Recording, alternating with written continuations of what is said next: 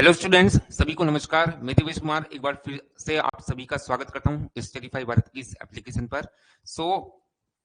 इस सेशन में हम स्टार्ट करने वाले next chapter surface tension and capillarity.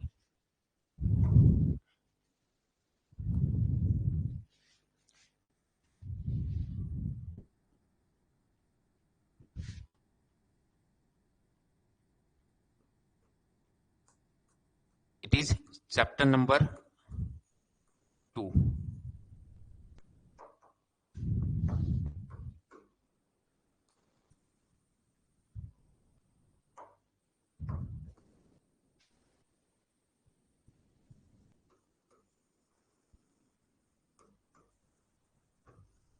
Surface tension and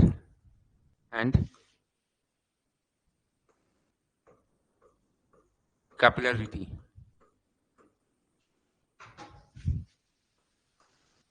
पृष्ठ तनाव एवं केशिकत्व।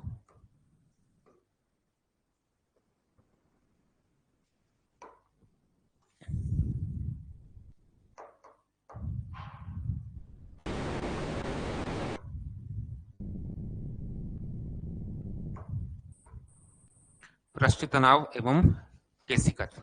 ओके, इस चैप्टर बहुत छोटा ये चैप्टर है और इसको दो पार्ट्स में हम डिवाइड करके पढ़ेंगे। एक पहले लेक्चर में हमारा फोकस होगा जो सरफेस टेंशन वाला पोर्शन है उस पर। दूसरे लेक्चर में हमारा फोकस होगा जो कैपिलरिटी वाला जो पोर्शन है उस पर। ओके,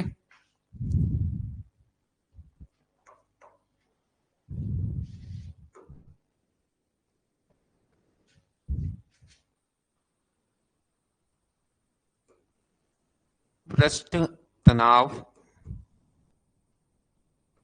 एवं केशिकत्व।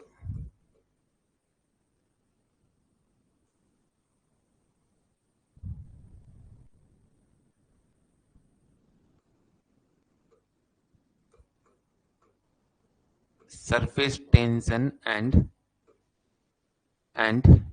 कैपिलरिटी।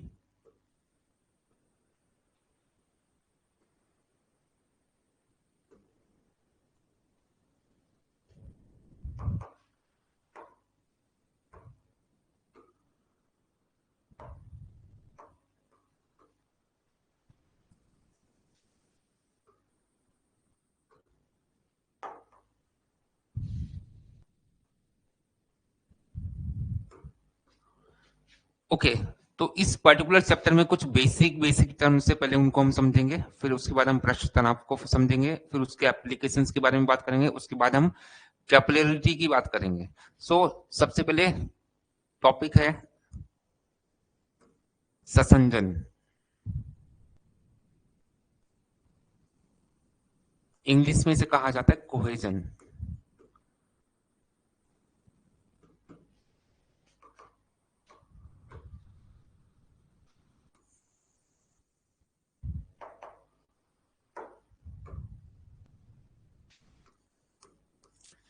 तो कोहेजन क्या होता है, कैसे इसको हम डिफाइन करते हैं कि जो सेम टाइप के मॉलिक्यूल्स हैं, एक ही प्रकार के जो अणु होते हैं, उनके बीच में जो आकर्षण बल होता है उसको हम बोलते हैं कोहेजन। ओके, जैसे फॉर एग्जांपल कि पानी है, पानी के अंदर पानी के डिफरेंट डिफरेंट मॉलिक्यूल्स होंगे। मॉलिक्यूल्स मतलब अणु होंगे, ठीक है। ये पानी की बूंद है, ये अलग अलग मॉलिक्यूल्स मान लीजिए इसको। तो ये एक मॉलिक्यूल है, एक अणु है पानी का, ये दूसरा अणु है। तो इनके बीच में क्या होगा, आपस में आकर्षण बल होगा। या फिर मान लीजिए एयर जो है, एयर के जो डिफरेंट डिफरेंट पार्टिकल्स है उनके बीच में जो आकर्षण बल है, ठीक है। तो सेम फ्लूइड के जो अलग अलग मॉलिक्यूल्स मतलब अणु या जो पार्टिकल्स मतलब कण जो होते हैं, उनके बीच में जो आकर्षण बल होगा उसको हम बोलेंगे कोहेजन। ओके, इसी तरीके से एक और टर्म हम पढ़ेंगे आसंजन, जिसे बोला जाता है इंग्लिश में एडिशन बोला जाता है। एडिशन क्या होता है, जो डिफरेंट डिफरेंट टाइप के फ्लूइड्स है उनके मॉलिक्यूल्स या पार्टिकल्स के बीच में जो अट्रैक्शन फोर्स होता है उसको हम बोलते हैं एडिशन। जैसे फॉर एग्जांपल एक तो पार्टिकल हो गया कौन सा, एयर का, दूसरा वाटर मॉलिक्यूल हो गया, इनके बीच में जो अट्रैक्शन फोर्स होगा उसको हम एडिशन बोल देंगे, है ना। तो इस तरीके से इनको हम डिफाइन करते हैं। तो ससंजन कैसे डिफाइन करेंगे, समान फ्लूइड के समान तरल समान फ्लूइड के विभिन्न विभिन्न अणुओं अणुओं मतलब मोलिक्यूल्स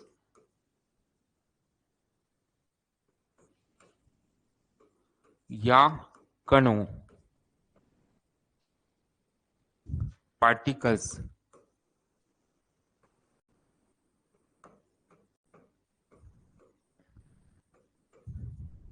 के मध्य आकर्षण बल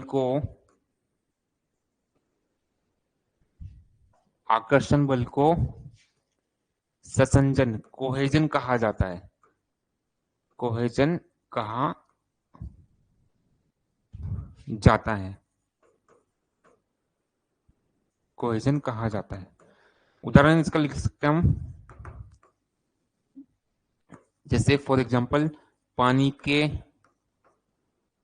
विभिन्न मॉलिक्यूल्स अणुओं पानी के विभिन्न अणुओं के मध्य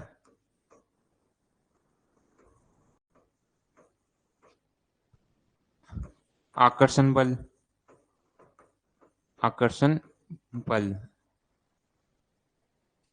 ठीक है, ये हो गया। या हवा के विभिन्न कणों के मध्य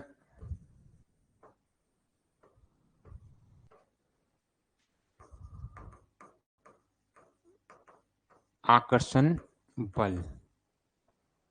ये एग्जांपल्स हो गए, मतलब सेम टाइप के फ्लूइड के पार्टिकल्स या मॉलिक्यूल्स के बीच में जो अट्रैक्शन फोर्स है उसको हम कोहेजन बोल रहे हैं। सेकंड हमने एडिशन बोला, एक्सप्लेन तो कर ही चुके, तो जस्ट अब नोट डाउन करेंगे। नेक्स्ट हमने कहा आसंजन। आसंजन एडिशन।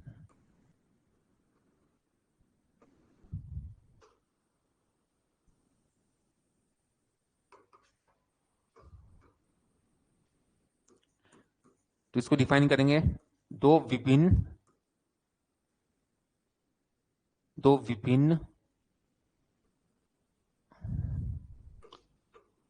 फ्लूइड्स, तो विभिन्न फ्लूइड्स के अणुओं या कणों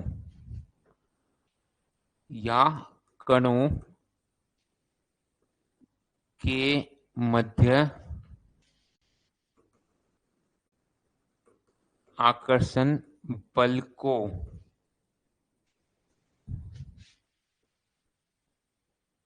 एडिशन कहा जाता है, आसंजन कहा जाता है, एडिशन कहा जाता है। ओके, जैसे फॉर एग्जांपल हवा के कण एवं पानी के अणु के मध्य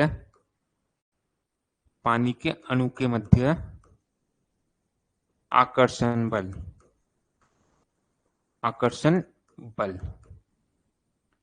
ओके, इस तरीके से हम इसको डिफाइन करते हैं। ये कुछ बेसिक टर्म्स की बात की हमने कोहेजन की और एडिशन की, क्योंकि इस चैप्टर में ये टर्म्स बार बार रिपीटेटिवली काम आएगी, तो चीजें आसान हो जाए, इसलिए हम पहले इनको डिस्कस कर चुके हैं। अब हम बात करेंगे सरफेस टेंशन की। ठीक है, तो मेन टॉपिक अब है पृष्ठ तनाव, सरफेस टेंशन, पृष्ठ तनाव, सरफेस टेंशन।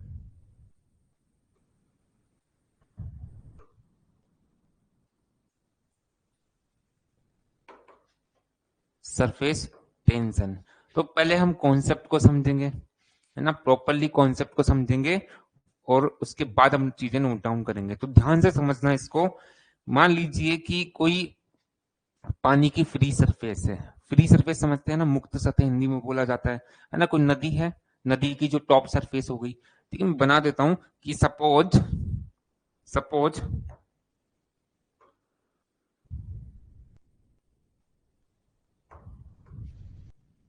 ये पानी की ये बूंदे बना रहा हूं मैं, सपोज, या पानी के मॉलिक्यूल्स मान लीजिए इसे, ये पानी के डिफरेंट डिफरेंट मॉलिक्यूल्स है।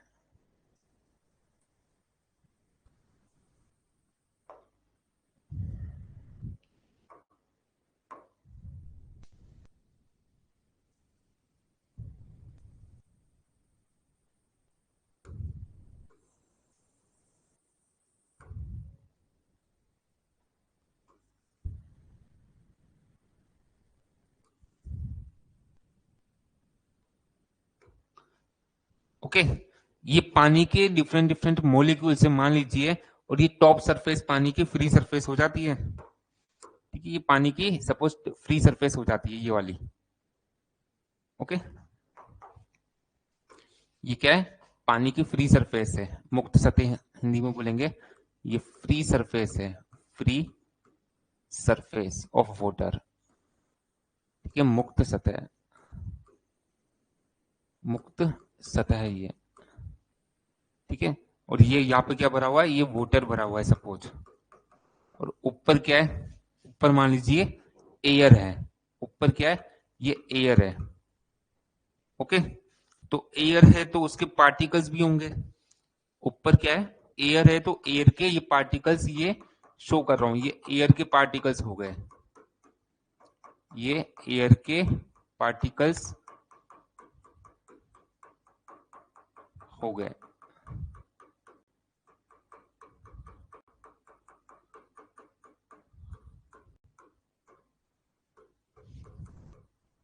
ठीक है, ये एयर के पार्टिकल्स हो गए। अब ध्यान से कॉन्सेप्ट्स को समझना, ठीक है। ध्यान से कॉन्सेप्ट्स को समझना, ध्यान से कॉन्सेप्ट्स को समझना।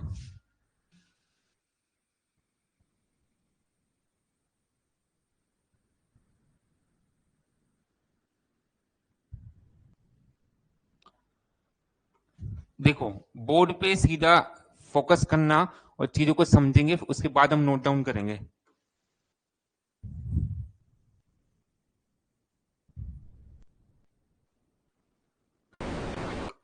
ओके, आप ये देखो कि एक सपोज ये वाला मॉलिक्यूल है, मैं हाईलाइट कर रहा हूं इसको। ये वाला एक मॉलिक्यूल है, इसका पानी का। इस मॉलिक्यूल के इधर भी एक पानी का मॉलिक्यूल है, ऊपर भी एक पानी का मॉलिक्यूल है, इधर भी एक पानी का मॉलिक्यूल है, और इधर भी पानी का एक अणु है।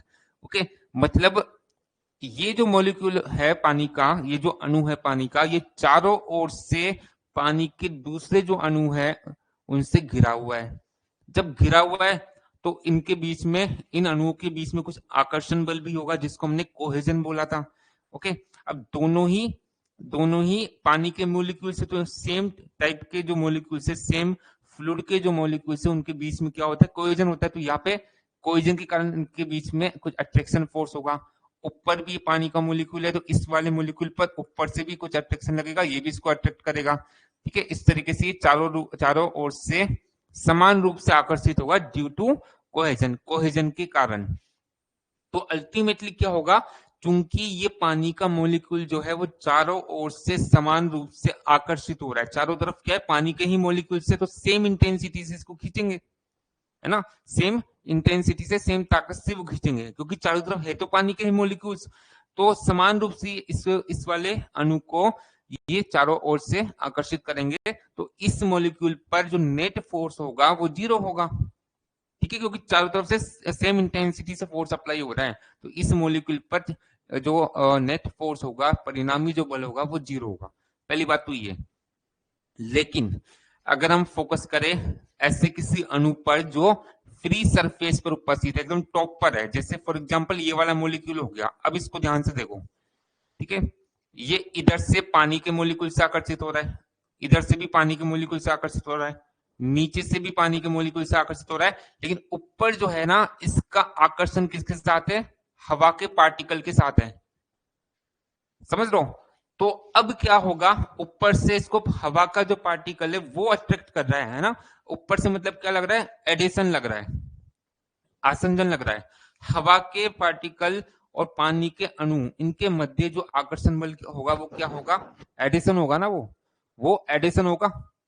डिफरेंट टाइप के फ्लूइड्स हो गए ना, एयर और वाटर, तो इनके बीच में जो अट्रैक्शन फोर्स होगा दैट इज एडिशन। तो अब यहाँ पर दिक्कत क्या आई कि यहाँ पर जो नेट फोर्स होगा ना वो डाउनवर्ड लगेगा इस मोलिक्यूल पर। क्यों लगेगा, जनरली क्या होता है, जनरली एडिशन जो होता है, फ्री सरफेसेस की बात कर रहा हूं, अगर कहीं पर फ्री स्ट्रीम है तो वहां पर जनरली जो एडिशन होता है वो बहुत कम होता है as compare to cohesion. Cohesion की तुलना में एडिशन बहुत ज्यादा कम होता है। ठीक है, तो अब क्या होगा, इस मोलिक्यूल को अगर मैं अलग से बनाऊं तो फ्री सरफेस पर था, तो इधर वाला फोर्स तो बैलेंस हो गया, क्योंकि इसके राइट साइड भी देखो तो पानी का मोलिक्यूल ही है, लेफ्ट साइड भी पानी का मोलिक्यूल है, तो दोनों सेम इंटेंसिटी से अट्रैक्ट करेंगे, तो ये नेट फोर्स तो जीरो हो गया। लेकिन वर्टिकल डायरेक्शन में देखे तो इस पर डाउनवर्ड तो क्या लग रहा है, कोहेजन लग रहा है। कोहेजन को मैं एफ सी बोल देता हूं समझाने के लिए। और ऊपर से क्या लग रहा है, एडिशन लग रहा है। तो ऊपर से ये एडिशन लग रहा है हवा के पार्टिकल के साथ अट्रैक्शन के कारण। ठीक है, तो एडिशन कम होता है एज कंपेयर टू कोहेजन, इसलिए ऊपर वाला जो फोर्स है इसकी लाइन हमने छोटी बनाई है ना, मैग्नीट्यूड के रेशियो में बनाई जाती है। नीचे वाली लाइन बड़ी है, मतलब ये फोर्स इस फोर्स का मान जाता है। ठीक है, तो कुल मिलाकर इनका रिजल्टेंट फोर्स कहाँ लगेगा, डाउनवर्ड। इस मॉलिक्यूल पर परिणामी बल कहाँ पे लगेगा, नीचे लगेगा। कितना, F C minus F A. F C नीचे लग रहा था, एफ ए ऊपर लग रहा था, एडिशन ऊपर लग रहा था, कोहेजन नीचे लग रहा था। परिणामी बल कहाँ पे लगेगा, कोहेजन जाता है एज कंपेयर टू एडिशन, तो इनका डिफरेंस देख लो कितना है, वो नेट डाउनवर्ड एक्ट करेगा। ये बात समझ आती है। तो यहां से होगा क्या कि जितने भी पानी के अणु जो है फ्री सरफेस ऑफ वाटर पर उपस्थित है, ये फ्री सरफेस हो गई, यहाँ पर उपस्थित है, इन सभी मॉलिक्यूल्स पर नेट जो फोर्स लगेगा वो डाउनवर्ड अप्लाई होगा। ठीक है, इन पर जो परिणामी बल होगा वो नीचे की ओर कार्यरत होगा। तो इसको हम ऐसे सोच सकते हैं कि अगर मान लीजिए, कल्पना कीजिए कि ये फ्री सरफेस ऑफ वाटर पर एक कोई परत उपस्थित होती, तो इस परिणामी बल के कारण जो है वो इस परत पर टेंशन अप्लाई होता। इस परत पर ये इमेजनरी कोई अगर लेयर है, काल्पनिक अगर परत है फ्री सरफेस पर, ठीक है, या बोल दीजिए कि जो इंटरफेस है एयर और वाटर की, इंटरफेस मतलब मिलने वाली सतह, संपर्क सतह, तो एयर और वाटर की जो इंटरफेस है, यहाँ पर अगर कोई इमेजनरी लेयर हम सोचे, एक बार को इमेजिन करें, तो उस पर लेयर पर ये डाउनवर्ड जो है ये रिजल्टेंट फोर्सेज लग रहे हैं। इन सारे फोर्सेज को ऐड कर दूं एक सिंगल फोर्स से, अगर मैं डिनोट करूं तो इस परिणामी बल के कारण जो ये परत होगी वो टेंशन में होगी। ये जो परिणामी बल लग रहा है इस काल्पनिक परत पर, इसी को हम बोलते हैं सरफेस टेंशन फोर्स। ये बात समझ आती है। ठीक है, ये जो इमेजिनरी लेयर है at the interface of air and water, इस पर जो परिणामी बल लग रहा है नीचे की ओर, जिसके कारण ये परत टेंशन में है, तनाव में है, इसको ही हम बोलते हैं सरफेस टेंशन। ठीक है, तो ये कॉन्सेप्चुअल पार्ट था जो हमने डिस्कस किया। अब जो लैंग्वेज मैंने एक्सप्लेन की है वो ही हम यहाँ पर नोट डाउन करने वाले हैं। ठीक है, जो लैंग्वेज हमने एक्सप्लेन की है वही हम यहाँ पर नोट डाउन करने वाले हैं। तो पहला पॉइंट इसमें हमने ये बोला था कि कोई एक मोलिक्यूल यहाँ पर लेते हैं। ठीक है, मैं हाईलाइट कर देता हूँ समझाने के लिए। तो एक हमने मोलिक्यूल लिया, सपोज सपोज ये वाला। ठीक है, ये वाला मैंने हाईलाइट कर दिया यहाँ पे, इसको मैं अलग से बना रहा हूँ। ये मोलिक्यूल जो है ना वो चारों तरफ पानी के अदर मोलिक्यूल से घिरा हुआ था। ठीक है, मतलब ऐसा मैं बोलूँ कि जो मोलिक्यूल जो है ना फ्री सरफेस पर उपस्थित नहीं है, उन पर तो नेट जो परिणामी बल है वो जीरो, क्योंकि चारों तरफ से वो पानी के अणुओं द्वारा घिरा हुआ है। तो चारों तरफ से जब पानी के ही अणु मौजूद है तो सेम इंटेंसिटी से उस पर कोहेजन अप्लाई होगा, वो जो आपस में बैलेंस हो जाएगा। लेकिन दिक्कत कहां पर थी, जो जो अणु फ्री सरफेस पर उपस्थित है उन पर ऊपर से तो क्या लग रहा था, एडिशन था। वो नेट रिजल्टेंट फोर्स उन मॉलिक्यूल्स पर जो कि फ्री सरफेस पर उपस्थित है उन पर डाउनवर्ड लग रहा था, तो उसके कारण सरफेस टेंशन जनरेट हो रहा था। ठीक है, तो पहला पॉइंट तो मैं बोल देता हूं कि जो जो अणु मुक्त सतह पर, मुक्त सतह मतलब फ्री सरफेस, फ्री सरफेस पर उपस्थित नहीं है, उपस्थित नहीं है,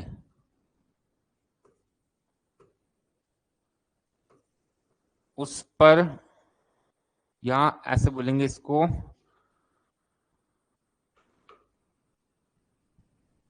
वह अणु, वह अणु चारों ओर से, वह अणु चारों ओर से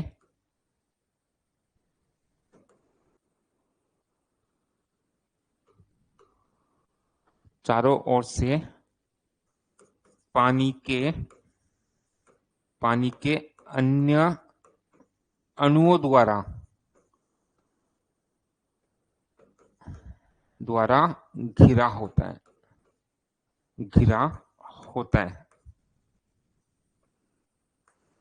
घिरा होता है। ठीक है, अन्य अणुओं द्वारा घिरा होता है। अतः इस पर, अतः यह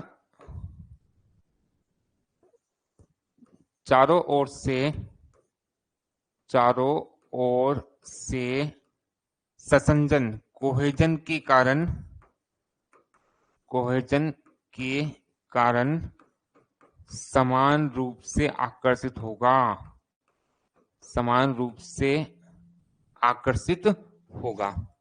ठीक है, समान रूप से आकर्षित होगा।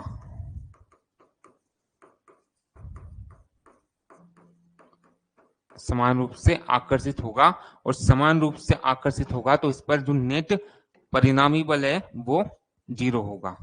ओके, इस पर जो नेट परिणामी बल है वो 0 होगा।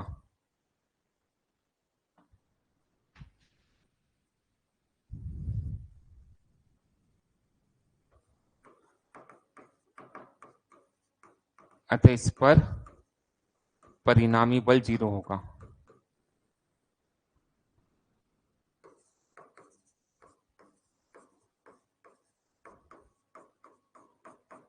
ठीक है, ये मैंने हाईलाइट कर दिया, ये मॉलिक्यूल ये फ्री सरफेस पर उपस्थित नहीं है।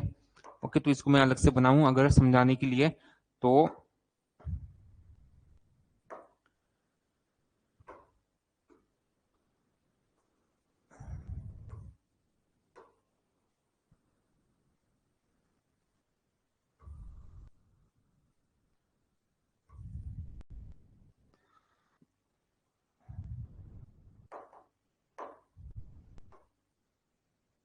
ठीक है, ये हाईलाइट किया था वो मॉलिक्यूल मैंने अलग से बना दिया। और इसके चारों तरफ दूसरे पानी के मॉलिक्यूल्स है, तो इनके बीच में कुछ अट्रैक्शन फोर्स होगा। ओके, समान रूप से आकर्षित होंगे, समान रूप से आकर्षित होंगे, सेम इंटेंसिटी से आकर्षित होंगे, तो इस मॉलिक्यूल पर जो नेट फोर्स है वो 0 होगा। ओके, ठीक है। फिर नेक्स्ट पॉइंट, दूसरा एक पानी का मॉलिक्यूल लेते हैं जो फ्री सरफेस पर उपस्थित है। ये तो हमने किसकी बात की, जो फ्री सरफेस पर उपस्थित नहीं है, उस मॉलिक्यूल की का एनालिसिस किया हमने कि उस पर नेट फोर्स जो है वो 0 होगा।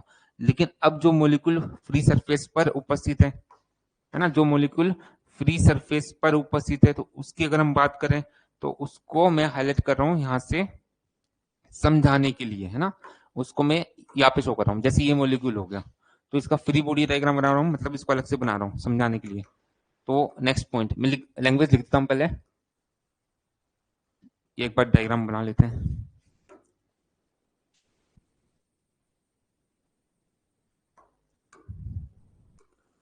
ये फ्री सरफेस और मॉलिक्यूल था, इसके ऊपर एयर का पार्टिकल था, और साइड में ये पानी के अदर मॉलिक्यूल्स थे, नीचे भी मॉलिक्यूल, ऊपर एयर के पार्टिकल्स थे। ठीक है, ऊपर ये एयर के पार्टिकल्स थे, ये एयर के पार्टिकल्स हो गए।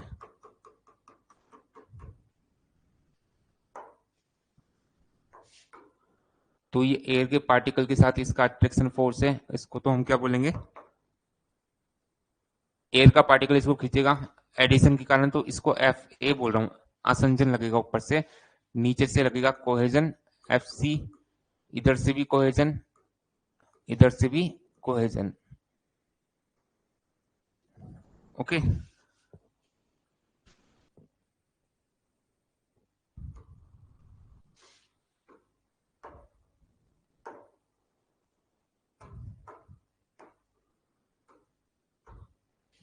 ओके।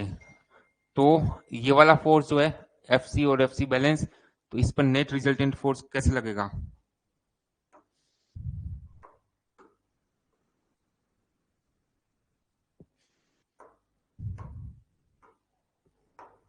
डाउनवर्ड लगेगा। कितना लगेगा? FC minus FA। ओके, तो मैं लैंग्वेज लिख देता हूं। जो अणु फ्री सरफेस पर उपस्थित है, फ्री सरफेस, जो अणु फ्री सरफेस पर उपस्थित है, पर उपस्थित है, जो अणु फ्री सरफेस पर उपस्थित है,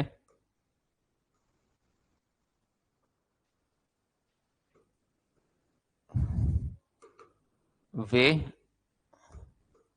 हवा के संपर्क में होते हैं, वे हवा के संपर्क में होते हैं, हवा के संपर्क में होते, अतः अतः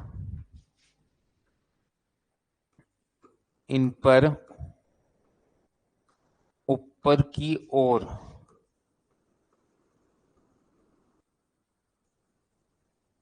आसंजन, एडिशन कार्यरत होता है, एडिशन, आसंजन कार्यरत होता है।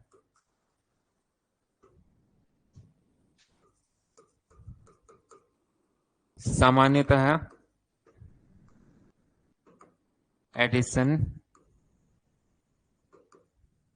कोहेजन की तुलना में, एडिशन कोहेजन की तुलना में, कोहेजन की तुलना में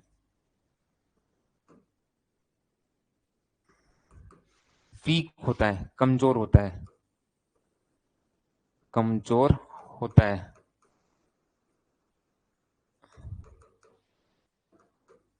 अतः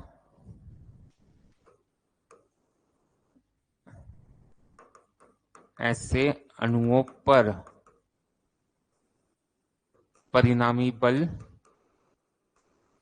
परिणामी बल नीचे की ओर कार्यरत होगा, नीचे की ओर कार्यरत होगा। ठीक है, कैसे होगा वो यहाँ पे शो कर दिया। ओके, अब नेक्स्ट पॉइंट में हम सरफेस टेंशन को डिफाइन कर लेंगे, जो मैं ऑलरेडी डिस्कस कर चुका हूँ। ठीक है, कैसे डिफाइन करते हैं कि हम अगर एक इमेजिनरी लेयर माने कहाँ पर, जो इंटरफेस है, जो संपर्क सतह किसकी, एयर की और वाटर की, तो वहां पर एक इमेजिनरी लेयर अगर हम माने, एक इमेजिनरी फिल्म बोलना चाहिए, परत, फिल्म मतलब परत। ठीक है, लेयर मतलब भी परत होता है, फिल्म मतलब भी परत, दोनों परतों में डिफरेंस क्या होता है, फिल्म की थिकनेस बहुत कम होती है एज कम्पेयर टू जो लेयर हम बोलते हैं। तो एक काल्पनिक परत अगर हम इंटरफेस पर माने, तब ये नेट जो डाउनवर्ड फोर्स लग रहा है ना, जो मॉलिक्यूल्स फ्री सरफेस पर उपस्थित है उन पर, तो इसके कारण जो वो परत होगी वो टेंशन में होगी, है ना, क्योंकि उन पर परिणामी बल जो है वो नीचे की ओर कार्यरत होगा, उसके कारण से वो काल्पनिक परत जो होगी वो टेंशन में होगी, और इसी परिणामी बल को हम बोलते हैं सरफेस टेंशन। ओके, तो नेक्स्ट पॉइंट में ये बोलेंगे, यदि यदि यदि हवा व पानी की संपर्क सतह पर, हवा व पानी की संपर्क सतह, इंग्लिश में बोलेंगे इसको इंटरफेस, आगे से मैं इंटरफेस ही बोलूंगा क्योंकि कॉमन टर्म है ये भी, तो पता होना चाहिए। फर्स्ट टाइम में सारी टर्म्स बताता हूँ, हिंदी और इंग्लिश में लिखवाता भी नोट्स में। ठीक है, तो आगे से मैं इंटरफेस ही बोलूंगा क्योंकि बहुत कॉमन टर्म में पता होना चाहिए, तो सीखो यहाँ से, नेक्स्ट टाइम में इंटरफेस ही बोलूंगा। यदि हवा व पानी की संपर्क सतह पर एक काल्पनिक, काल्पनिक परत,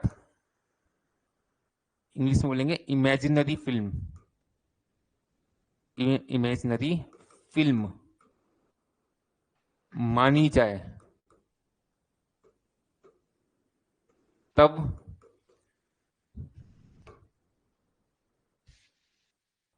इस पर कुल परिणामी बल, कुल परिणामी बल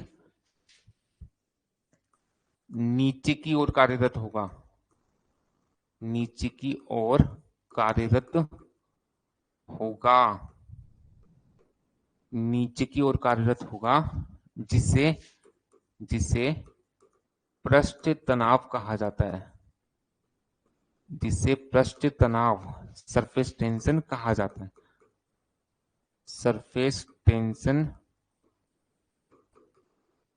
कहा जाता है।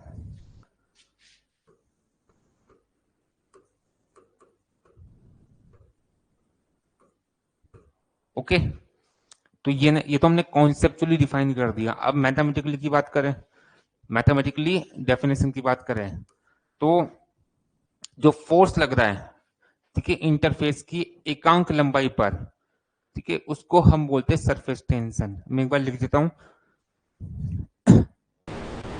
तो सरफेस टेंशन होता है, सरफेस टेंशन पृष्ठ तनाव, इसको सिग्मा से डिनोट करते हैं। और ये क्या होता है, फोर्स अपॉन लेंथ, ठीक है, force upon length, force upon length, इस तरीके से इसको हम मैथमेटिकली डिफाइन करते हैं।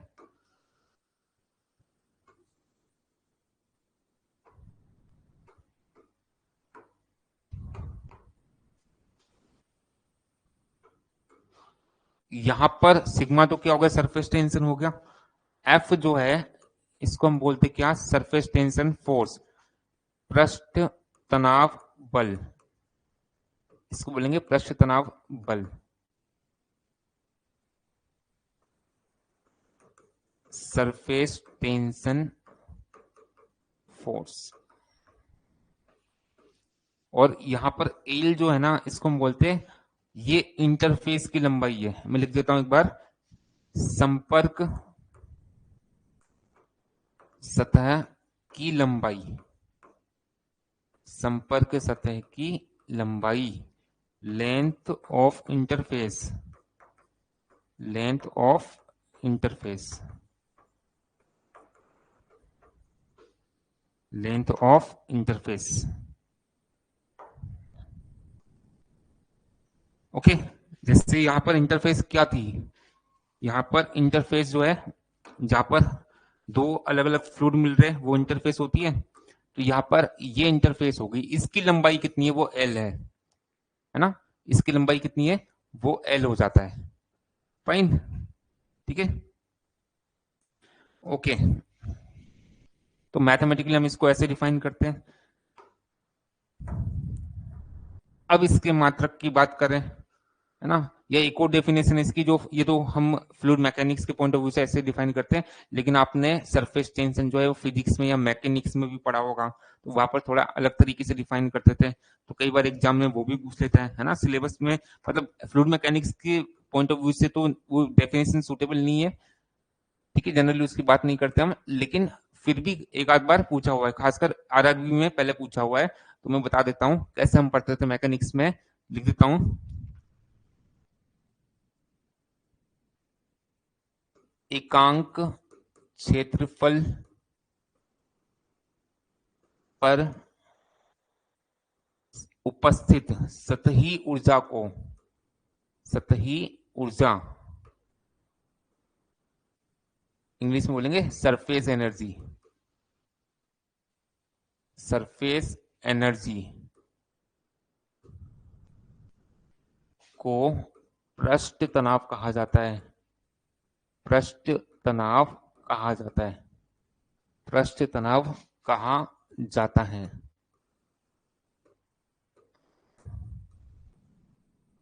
ओके, तो इसको हम बोल सकते हैं इट इज इक्वल टू क्या, surface energy per unit area, ऐसे डिफाइन कर सकते हैं इसको, ठीक है। ऐसे हम फिजिक्स में पढ़ा करते थे या मैकेनिक्स में पढ़ा करते थे, इस तरीके से। फाइन, ठीक है, अब बात करें नेक्स्ट पॉइंट में इसके मात्रक की। सरफेस टेंशन का मात्रक क्या होता है, ये कई बार एग्जाम्स में पूछा है, तो ये इंपॉर्टेंट है। तो फॉर्मूला पता है हमें, सरफेस टेंशन क्या होता है, फोर्स अपॉन सम लेंथ। ठीक है, हमें पता है कि फोर्स को हम न्यूटन में मेजर करते हैं, लेंथ को मीटर में मेजर करते हैं, है ना। तो इसका मात्रक क्या हो जाएगा, न्यूटन पर मीटर हो जाएगा क्या, न्यूटन पर मीटर बोल सकते हैं ऐसा। या इसके पॉइंट ऑफ व्यू से देखिए, अगर मैं इसके पॉइंट ऑफ व्यू से देखूं, ठीक है, तो surface energy per unit area, है ना, सरफेस एनर्जी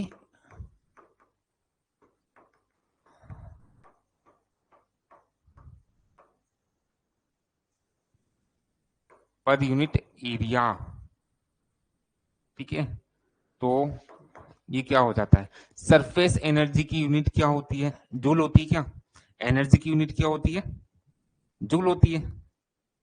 ठीक है, तो इसको जूल से डिनोट क्या, जूल को जैसे हम शो करते हैं ना, अपॉन एरिया क्या, मीटर स्क्वायर, तो इसको हम जूल पर मीटर स्क्वायर भी बोल सकते हैं, एक ही बात है, जूल पर मीटर स्क्वायर भी इसको हम बोल सकते हैं। तो ये इसके मात्रक हो जाता है ना। एक तो ये मात्रक जो है ना वो इंपॉर्टेंट है, क्योंकि बहुत बार एग्जाम्स में पूछा हुआ है, तो ये आपको यूनिट्स इसकी ध्यान रखनी है।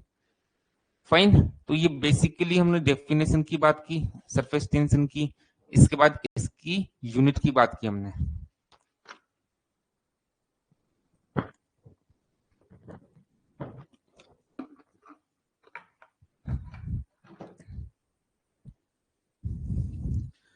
अब देखो और क्वेश्चन क्या बनते हैं।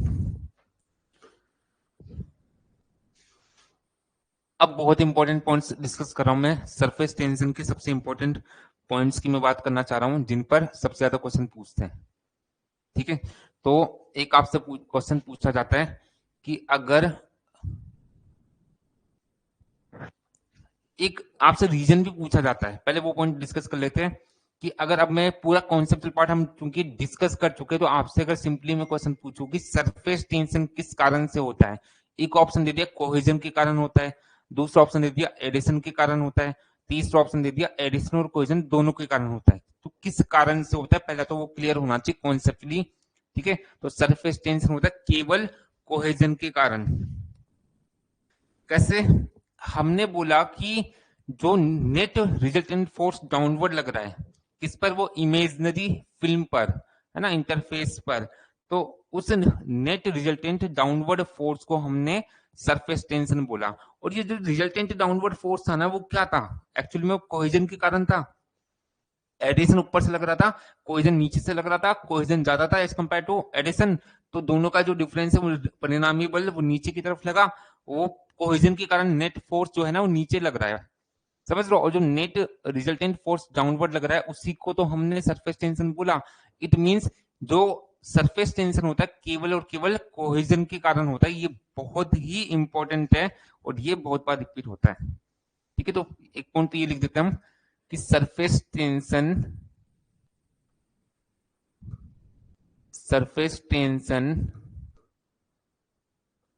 केवल केवल कोहेजन के कारण, कोहेजन के कारण उत्पन्न होती है, उत्पन्न होती है। सरफेस टेंशन केवल कोहेजन के कारण उत्पन्न होती है, ये काफी इंपॉर्टेंट है, इसको वेरी इंपॉर्टेंट मार्क करेंगे। अब अदर क्या क्वेश्चन पूछे जाते हैं, आपसे बोलेगा कि अगर कोहेजन बढ़ा दिया, अगर मैं कोहेजन बढ़ा दूं, ठीक है, अगर मैं कोहेजन बढ़ा दूं, तब उस कंडीशन में सरफेस टेंशन पर क्या इंपैक्ट होगा, उस कंडीशन में सरफेस टेंशन पर क्या प्रभाव होगा, सरफेस टेंशन बढ़ेगा घटेगा ये सेम रहेगा, इस तरह से क्वेश्चंस पूछे जाते हैं। तो कॉन्सेप्ट अगर क्लियर तो आप सभी आंसर कर सकते हैं, रटने की जरूरत नहीं है। ठीक है, अगर कोहेजन हमने बढ़ा दिया, अगर कोहेजन हमने बढ़ा दिया कोहेजन लग रहा था डाउनवर्ड। अगर कोहेजन हमने बढ़ा दिया मतलब नेट जो रिजल्टेंट डाउनवर्ड फोर्स है वो बढ़ेगा, और अगर नेट रिजल्टेंट डाउनवर्ड फोर्स बढ़ेगा तो उसी रिजल्टेंट डाउनवर्ड फोर्स को ही तो हमने सरफेस टेंशन बोला था। तो अगर कोहेजन बढ़ा दिया तो रिजल्टेंट डाउनवर्ड फोर्स बढ़ रहा है, मतलब सरफेस टेंशन बढ़ेगा। ठीक है, अगर हमने अगर हमने कोहेजन बढ़ा दिया, अगर हमने कोहेजन बढ़ा दिया तो उस केस में एक्चुअली में क्या हो रहा है, उस केस में जो नेट डाउनवर्ड फोर्स है, net downward force, net downward force जो है वो बढ़ रहा है, और ये भी बढ़ रहा है, तो उस केस में सरफेस टेंशन बढ़ेगा। इस तरह से क्वेश्चन पूछते हैं। ठीक है, अगेन ये भी इंपॉर्टेंट है। ठीक है, ये भी इंपॉर्टेंट है। नेक्स्ट पॉइंट अगर मैं आपसे पूछूं, अगर मैं आसंजन को बढ़ा दूं, एडिशन को अगर मैं बढ़ा दूं, अगर मैं एडिशन को बढ़ा दूं तब उस केस में क्या होगा। देखो, आ जाओ अपने कॉन्सेप्ट्स पर। एडिशन लग रहा था ऊपर की ओर, ठीक है, एडिशन लग रहा था ऊपर की ओर, तो अगर मैं एडिशन को बढ़ा दूंगा तो उस केस में देखो F C minus F E net downward force था, एफ ए जो है that is adhesion, F C cohesion था। तो अगर एफ ए बढ़ गया, एडिशन बढ़ गया, तो उस केस में जो परिणामी बल है डाउनवर्ड वो कम हो गया, और परिणामी बल कम हो गया इट मींस क्या, डाउनवर्ड फोर्स कम हो गया, मतलब क्या, सरफेस टेंशन कम हो गया। जो नेट रिजल्टेंट डाउनवर्ड फोर्स था उसी को तो सरफेस टेंशन बोला था, वो ही कम हो गया, मतलब सरफेस टेंशन कम हो गया। तो एडिशन बढ़ाने पर सरफेस टेंशन कम हो जाता है। ठीक है, ओके, तो यहां से हम बोल सकते हैं कि अगर हमने अगर हमने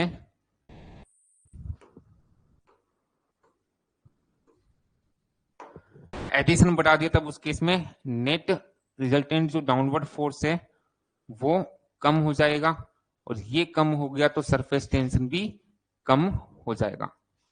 इस तरीके से क्वेश्चंस पूछे जाते हैं। ओके,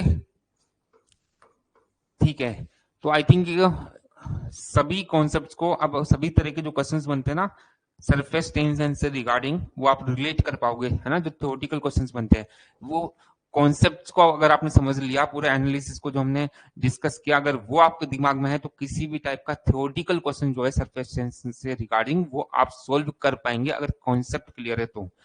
ये तो हमने बात की, ठीक है, कोहेजन और एडिशन के वेरिएशन की, कि इसका सरफेस टेंशन पर इंपैक्ट क्या होगा। एक और क्वेश्चन बनता है, अगर मैं टेम्परेचर बढ़ा दूं, तापमान अगर मैं बढ़ा दूं, अगर मैं टेम्परेचर बढ़ा दूं तो सरफेस टेंशन पर क्या इंपैक्ट होगा। हमें पता है कि टेम्परेचर बढ़ाने पर क्या होता है, एक्सपेंशन होता है, ये तो इन जनरल पता है। तापमान बढ़ाने पर क्या होता है, प्रसार होता है, एक्सपेंशन होता है, विस्तार होता है। तो जब लिक्विड का आपने टेम्परेचर बढ़ाया तो उसका एक्सपेंशन होगा। एक्सपेंशन होगा मतलब क्या, कि उसके जो अणु है वो दूर दूर दूर जाएंगे, और दूर दूर अगर उसके अणु जा रहे हैं तो उनके बीच में आकर्षण मतलब कोहेजन कम होगा। जितना ज्यादा कोहेजन होगा उतना पास पास वो मॉलिक्यूल्स होंगे, अणु उतने ज्यादा पास पास होंगे। अगर अट्रैक्शन फोर्स कम होगा तो उसके बाद वो उससे क्या होगा, मॉलिक्यूल्स दूर दूर दूर होंगे। होता है ना प्रैक्टिकल लाइफ में भी, आपका किसी से अगर अट्रैक्शन है तो आपका उनसे मिलना जुलना बहुत ज्यादा होता है, समझ लो। तो अगर एडिशन अगर सॉरी कोहेजन जो है, आकर्षण बल जो है वो अगर ज्यादा है तो वो मॉलिक्यूल्स पास पास होंगे, ज्यादा पास पास होंगे। अगर आकर्षण कम है तो उस केस में वो मॉलिक्यूल्स दूर दूर जाएंगे। जब हमने तापमान बढ़ा दिया तब उस केस में मॉलिक्यूल्स दूर दूर जा रहे, क्योंकि आयतन बढ़ रहा है ना, एक्सपेंशन हो रहा है। तो मॉलिक्यूल्स जो है पानी के वो दूर दूर जाएंगे, तो उनके बीच में कोहेजन मतलब कम हो रहा है। कोहेजन कम हो रहा है तो मतलब नेट रिजल्टेंट डाउनवर्ड फोर्स कम हो रहा है, नेट रिजल्टेंट डाउनवर्ड फोर्स कम हो रहा है, इट मींस सरफेस टेंशन कम हो रहा है। ओके, तो टेम्परेचर बढ़ाने पर क्या हुआ, कोहेजन जो है वो कोहेजन जो है वो कम हो गया, कम हो गया, तो इससे नेट डाउनवर्ड फोर्स कम हो गया, नेट डाउनवर्ड फोर्स जो है वो कम हो गया, और ये कम हो गया तो फिर सरफेस टेंशन सरफेस टेंशन कम हो गया। ठीक है, सरफेस टेंशन कम हो गया। ओके, तो इस तरीके के क्वेश्चंस आपसे पूछे जाते हैं। टेम्परेचर वाला भी इंपॉर्टेंट है ना, ये टेम्परेचर वाला भी इंपॉर्टेंट है ना, ये भी आपसे एग्जाम्स में पूछा जाता है। बोल देगा कैसे पूछता है, तापमान बढ़ा दिया किसी लिक्विड का या वाटर का, तब उसकी सरफेस टेंशन पर क्या इंपैक्ट होगा, कम होगा, बढ़ेगा, सेम रहेगा, इस तरीके से ऑप्शन देता है। ठीक है, एक और क्वेश्चन बनता है कि प्रेशर में अगर हम चेंज करें, मतलब प्रेशर को बढ़ा दे या घटा दे, तो सरफेस टेंशन पर क्या इंपैक्ट होगा। तो हम प्रेशर का जो प्रेशर चेंज का जो इफेक्ट है सरफेस टेंशन पर, वो नेग्लिजिबल मानते हैं, मतलब ये मानते हैं कि उसका कोई इफेक्ट नहीं होगा। तो नेक्स्ट लिख देता हूं कि अगर हमने दाब बढ़ा दिया, प्रेशर बढ़ा दिया या घटा दिया, ठीक है, प्रेशर अगर बढ़ा दिया या घटा दिया, तब उस केस में देर इज नो इफेक्ट। ठीक है, देर इज नो इफेक्ट, या तो मैं ऐसे बोलता हूं, अगर हमने प्रेशर चेंज कर दिया, ठीक है, change in pressure, change in pressure, तब इसका कोई इफेक्ट नहीं होगा। ठीक है, इसका कोई इफेक्ट नहीं होगा सरफेस टेंशन पर ना, no effect on surface tension, on surface tension, कोई इफेक्ट नहीं होगा ऑन सरफेस टेंशन। ओके, तो कॉन्सेप्चुअली सरफेस टेंशन की हमने बात की, ये पूरा कंप्लीट थ्योरेटिकल पार्ट है, बहुत छोटा टॉपिक था सरफेस टेंशन, है ना। ये तो मतलब थ्योरेटिकली सरफेस टेंशन को हम समझ चुके हैं, इसके एप्लीकेशंस अभी हमें पढ़ने हैं, लेकिन थ्योरेटिकली एक बार को ये सरफेस टेंशन जो है ना, वो इतना ही पार्ट होता है। ठीक है, फ्लूइड मैकेनिक्स के पॉइंट ऑफ व्यू से।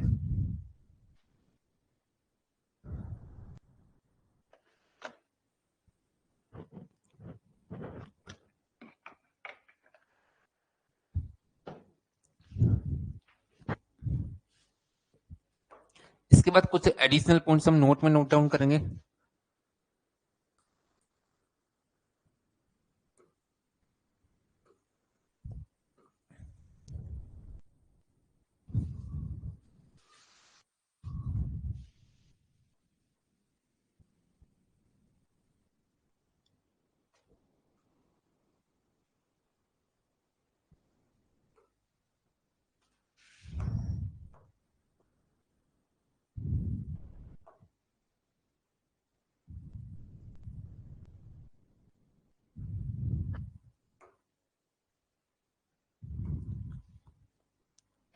ओके, तो नोट में पहला पॉइंट, कुछ देखो, कुछ जो क्वेश्चन है सरफेस टेंशन के, वो फिजिक्स के पॉइंट ऑफ व्यू से भी कई बार बाई चांस एग्जाम में आ जाते हैं, है ना, जो कि जनरली हम फ्लूइड मैकेनिक्स में कवर अप नहीं करते, लेकिन आपको प्रॉब्लम नहीं हो तो मैं कुछ एडिशनल पॉइंट्स आपके नोट के फॉर्मेट में नोट डाउन करा रहा हूँ।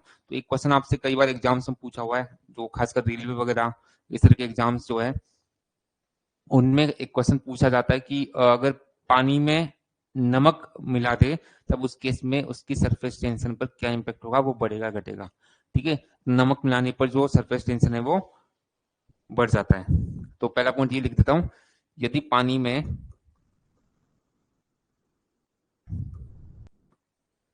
में नमक मिला दिया जाए, नमक मिला दिया जाए, तो सरफेस टेंशन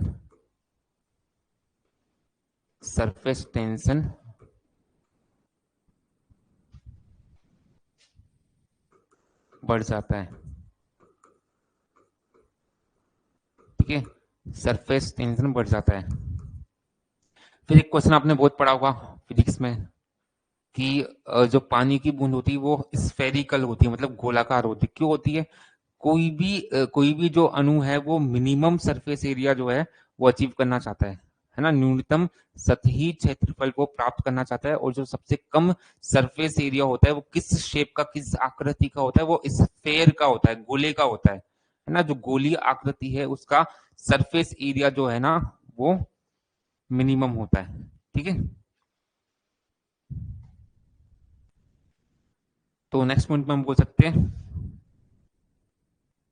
कोई भी कोई भी लिक्विड न्यूनतम सतही क्षेत्रफल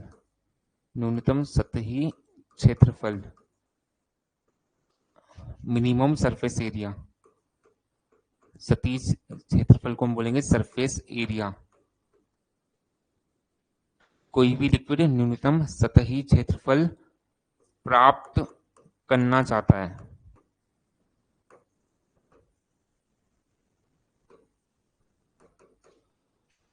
न्यूनतम सरफेस एरिया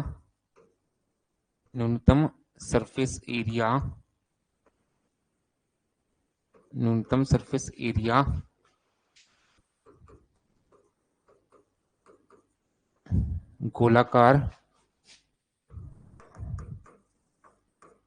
आकृति, इंग्लिश में बोलेंगे स्फेरिकल शेप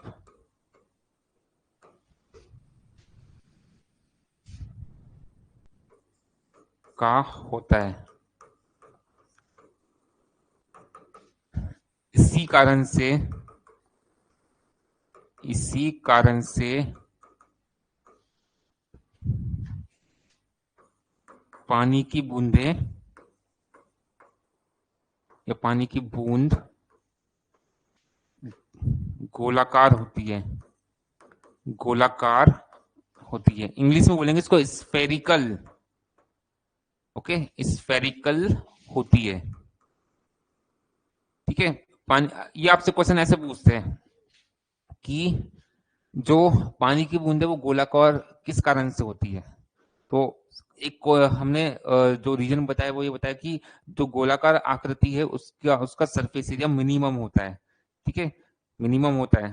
तो यहाँ पर चूंकि हमने बोला कि कोई भी जो लिक्विड है ना वो मिनिमम सरफेस एरिया प्राप्त करना चाहेगा, और स्फेरिकल शेप जो है उसका सरफेस एरिया मिनिमम होता है, इसलिए पानी की बूंद या कोई भी लिक्विड जो है ना वो गोलाकार शेप में होता है। गोलाकार बोल रहा हूँ, वृत्ताकार नहीं बोल रहा, है ना। गोले में और वृत्त में डिफरेंस होता है। ठीक है, वृत्त जो है, सर्किल जो है वो 2D सरफेस होती है, जबकि स्फेयर मतलब गोला जो होता है, गोलाकार जो आकृति है वो 3D शेप होती है। जैसे फुटबॉल होती है ना, या बॉल जो होती है वो स्फेरिकल शेप है, गोलाकार आकृति है, और जो 2D होती है ना वो वृत्ताकार है। समझ लो डिफरेंस। हम स्फेरिकल शेप की बात करना चाहते हैं, है ना। ठीक है,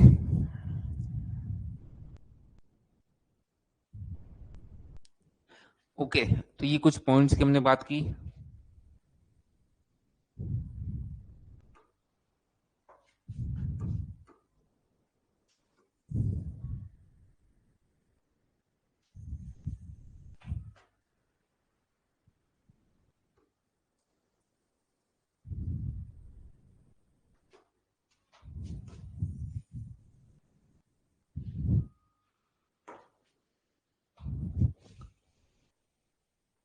ओके, इसके बाद नेक्स्ट टॉपिक है applications of surface tension.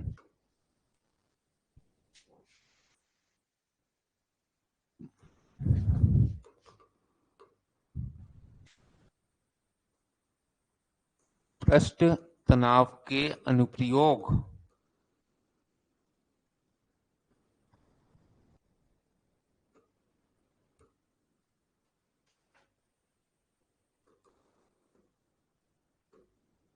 Applications of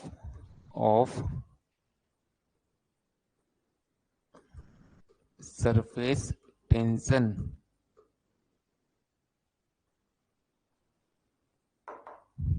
applications of surface tension.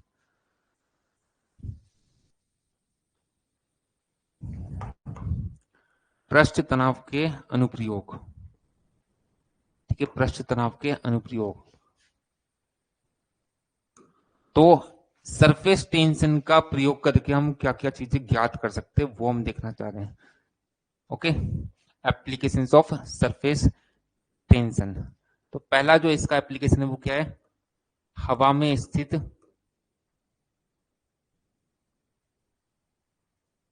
पानी की बूंद।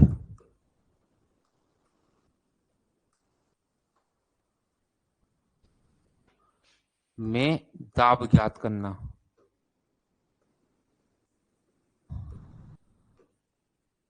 या सिमिलर एक और कंडीशन होती है, पानी में स्थित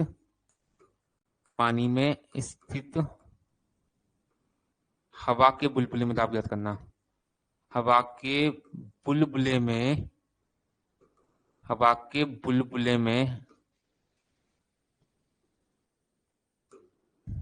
दाब ज्ञात करना।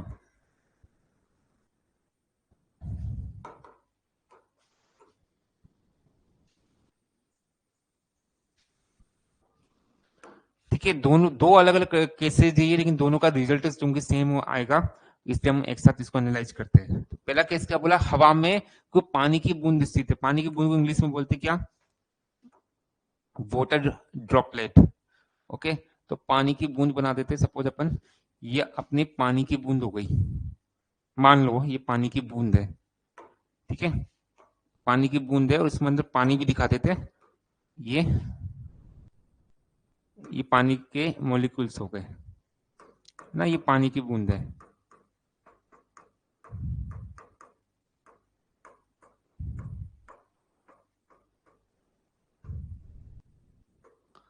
ओके, ये पानी की बूंद है और हवा में स्थित है। हवा में स्थित पानी की बूंद बोला ना हमने, तो हवा में स्थित है मतलब इस पानी की बूंद के चारों ओर क्या होगा, एयर होगी। ठीक है, तो हवा जो है उसको मैं ग्रीन से शो कर रहा हूँ, ये हवा के कण हो गए, ये हवा के पार्टिकल्स हो गए।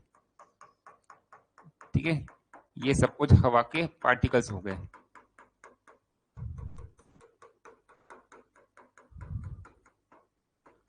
इस तरीके से, सपोज।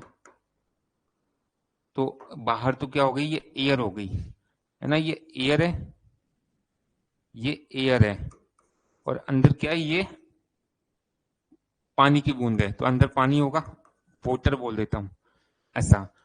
ठीक है, एक केस तो ये बोला, और दूसरा हमने क्या बोला, एक केस तो ये, या फिर दूसरा केस क्या, या फिर दूसरा केस बोला कि पानी में स्थित हवा के बुलबुले में दाब ज्ञात करना। ठीक है, हवा का बुलबुला है। ठीक है, तो बना देते हैं अपन हवा का बुलबुला। सो ये मान लो हवा का बुलबुला है, एयर बबल है ये, हवा का बुलबुला है, तो अंदर इसके हवा के पार्टिकल्स होंगे, ये अंदर हवा के पार्टिकल्स होंगे, और ये पानी की बूंद में स्थित है, सॉरी पानी में स्थित है हवा का बुलबुला, तो चारों तरफ पानी होगा, तो चारों तरफ इसके पानी शो कर देंगे। ठीक है, ये पानी हो गया सपोज।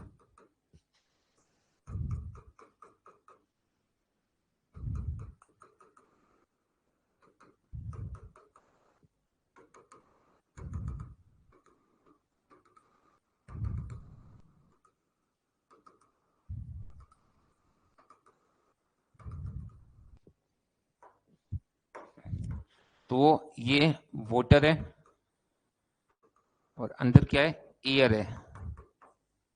ठीक है, मैं कंडीशंस बोल देता हूं, यहां पर ये क्या है, ये हवा में स्थित पानी की बूंद शो की है, हवा में स्थित पानी की बूंद, पानी की बूंद,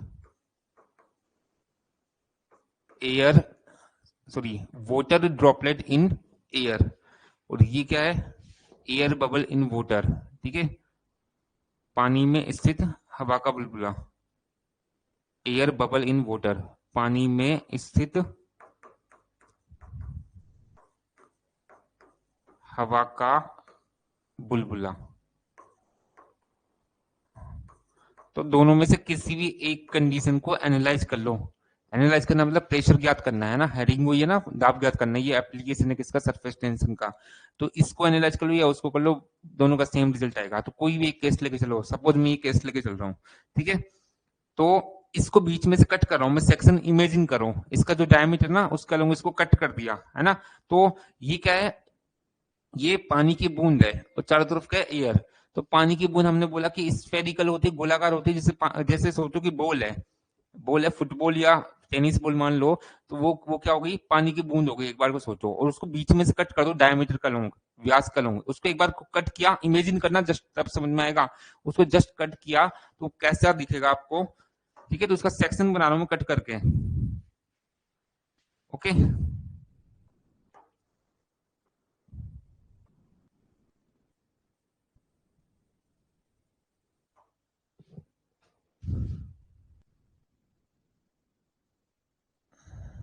ये बीच में से कट कर दिया, ऐसा कुछ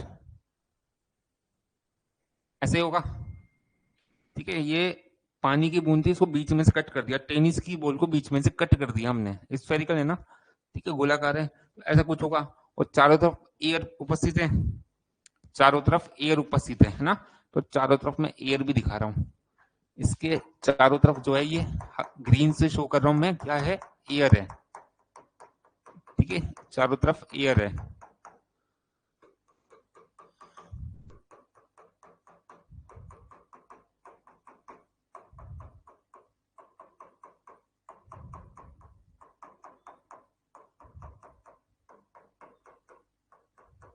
ओके ओके, तो अब क्या होगा इस पे, ये सोचो कि इंटरफेस कहां पर होगी।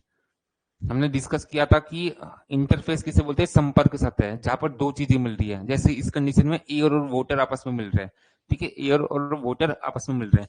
ये पानी की बूंद थी, तो अंदर तो ये, यहाँ पर क्या होगा, पानी होगा। ये ब्राउन से शो किया मैंने, ब्राउन या ऑरेंज, जो भी ऑरेंज है ये, तो ऑरेंज से शो किया मैंने, ये पानी है, ठीक है, ये पानी है, और ये बाहर एयर है।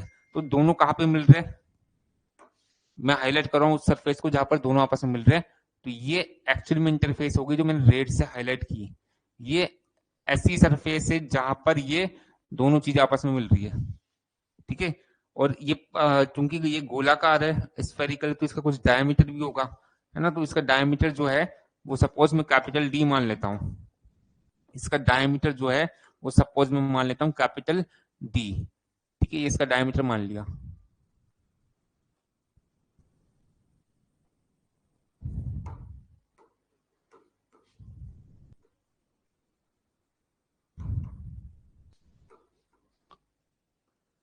इसका डायमीटर मान लिया suppose capital D, okay okay. तो ये रेड से जो शो किया वो इंटरफेस हो गई। इंटरफेस नहीं समझ में आता तो आप ऐसे सोचो, जहाँ पे दो चीजें मिल रही है, वो सरफेस है ना, वो सरफेस, वो सतह जहाँ पर दो चीजें मिल रही है, एयर और वाटर, कहाँ मिल रहे हैं, इसी सरफेस में मिलेंगे जो मैंने हाईलाइट की।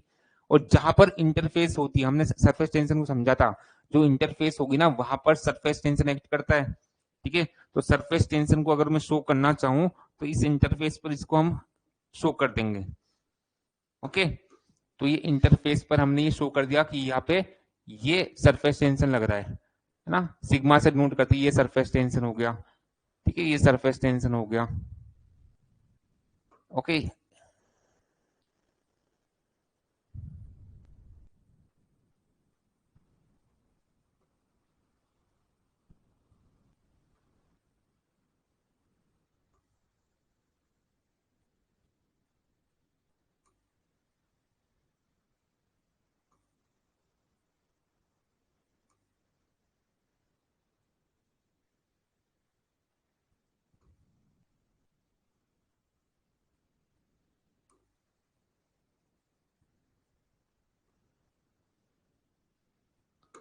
ओके, ये सरफेस टेंशन को हमने डिनोट ये शो किया, और इसको डिनोट कर देते सपोज सिग्मा से, सरफेस टेंशन को हम सिग्मा से डिनोट करते, ये सरफेस टेंशन हो गया।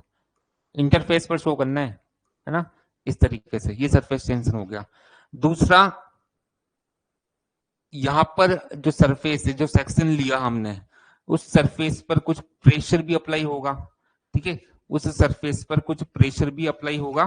तो प्रेशर को हम यहाँ पे शो कर रहे हैं, जो प्रेशर अप्लाई होगा वो इस सरफेस के नॉर्मल लगता है, अभिलंबवत लगता है ना। पढ़ा होगा ना आपने प्रेशर, अगर पढ़ा हो तो जो प्रेशर होता है वो किसी सेक्शन या सरफेस के अभिलंबवत, है ना, normal to the surface, perpendicular समझ लो, है ना, लंबवत कार्यरत होता है। तो ये मैंने पिंक से शो किया प्रेशर, ओके। ये प्रेशर मैंने शो किया, ये सपोज स्मॉल पी है, ओके ओके। तो ये कंडीशन हो गई, इसको हमें एनालाइज करना है। एक्चुअली में हम जो हमारी हेडिंग क्या थी कि जो हवा में से पानी की बूंद है इसके अंदर प्रेशर ज्ञात करना चाह रहे हैं हम सरफेस टेंशन का यूज करके, है ना। सरफेस टेंशन के एप्लीकेशन पढ़ रहे हैं ना हम, तो उसके अंदर मतलब सेक्शन लिया हमने और उस पर प्रेशर इंटेंसिटी को हम रिलेट करेंगे। और रिलेट कैसे करते हैं, तो बेसिकली क्या होता है कि ये सेक्शन कब स्टेबल रहेगा, ये सेक्शन कब स्टेबल रहेगा, जो इस पर बाहर की तरफ जो फोर्स लग रहा है वो अंदर वाले फोर्स के बराबर हो। समझ रहे हो, तो बाहर की तरफ तो क्या लग रहा है, ये सरफेस टेंशन के कारण कुछ फोर्स अप्लाई होगा, और इस डायरेक्शन में क्या लग रहा है, प्रेशर के कारण कुछ फोर्स होगा जिसको हम प्रेशर फोर्स बोलते हैं। इस डायरेक्शन में तो सरफेस टेंशन फोर्स एक्ट होगा, और इस डायरेक्शन में प्रेशर फोर्स अप्लाई होगा। प्रेशर के कारण जो फोर्स अप्लाई होता है that is the pressure force. तो दोनों बराबर होनी चाहिए, तभी ये सेक्शन जो है ना वो स्टेबल रहेगा। तो साम्यावस्था की स्थिति में हम बोलेंगे, इक्विलिब्रियम में हम बोलेंगे, साम्यावस्था में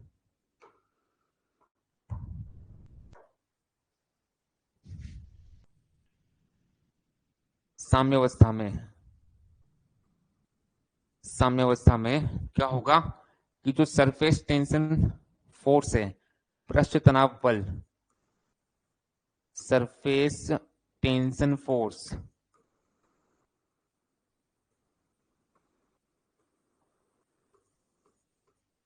पृष्ठ तनाव बल